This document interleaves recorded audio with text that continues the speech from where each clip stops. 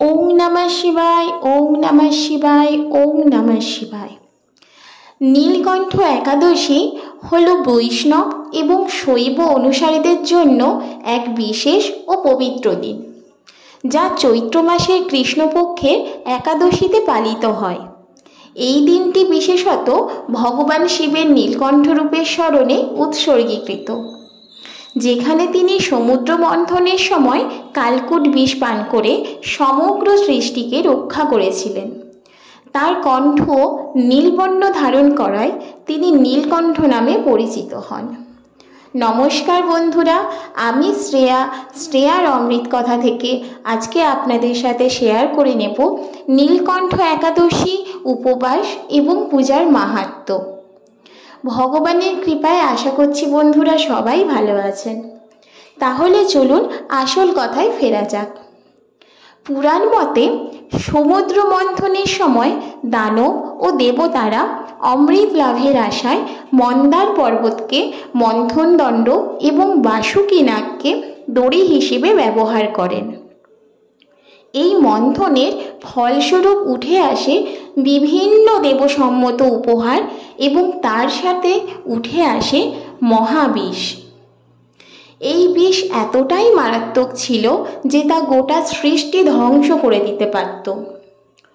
তখন দেবতারা ভয়ভীত হয়ে সাহায্যের জন্য ভগবান শিবের শরণাপন্ন হন। দয়ালু শিব সমস্ত জীবের রক্ষা করতে সেই মহাবিষ কণ্ঠে ধারণ করেন এবং তা গলায় আটকে রাখেন এবং সেটি পান করেন না।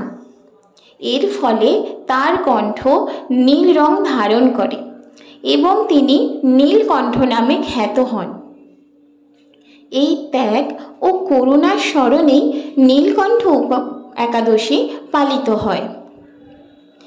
এই উপবাসের তাৎপর্য: এই একাদশীতে উপবাস রাখার উদ্দেশ্য হল আত্মশুদ্ধি, সংকল্প এবং শিবের ত্যাগ ও সহিষ্ণুতা থেকে শিক্ষা গ্রহণ করা। উপবাসের মাধ্যমে ভক্তরা শিবের কৃপা লাভে আত্মনিয়োগ করেন এবং পাপ থেকে মুক্তি ও জীবনে শান্তি প্রার্থনা করেন। এবারে আসি এই পূজার নিয়ম ও কার্যাবলী। একাদশীর পূর্বরাত্রে হালকা খাবার গ্রহণ করে শুদ্ধ মন ও দেহে প্রস্তুতি নেওয়া হয়। একাদশী দিবসে সূর্যোদয়ের আগে স্নান করে শিবলিঙ্গে জল, দুধ ও বেলপাতা নিবেদন করা হয়। ওম নমঃ শিবায় বা মহামৃত্যুঞ্জয় মন্ত্র জপ করা হয়। অনেক ভক্ত উপবাসের সাথে রাত্রি জাগরণও করেন।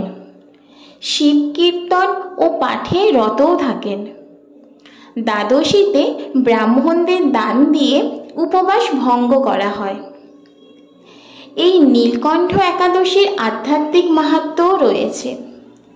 নীলকণ্ঠ একাদশী শুধুমাত্র একটি উপবাস নয়, এটি একটি আত্মত্যাগ ও করুণার স্মারক।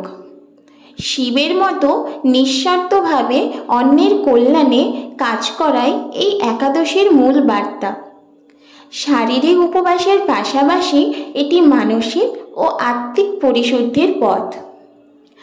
আশা করছি বন্ধুরা আপনারা আমার ভিডিওটা পুরোটা দেখবেন। যদি আপনারা নীলকণ্ঠ একাদশীর উপবাস ও পূজার মাহাত্ম্য সম্বন্ধে জেনে থাকেন এবং আমার ভিডিওটি পছন্দ করেন, তাহলে লাইক, কমেন্ট, শেয়ার করে আমার পাশে থাকবেন, যাতে করে আমি আরও অনেক ভিডিও আপনাদের সাথে শেয়ার করি। আর পাশে থাকা বেল আইকনটি প্রেস করবেন, যাতে করে আমি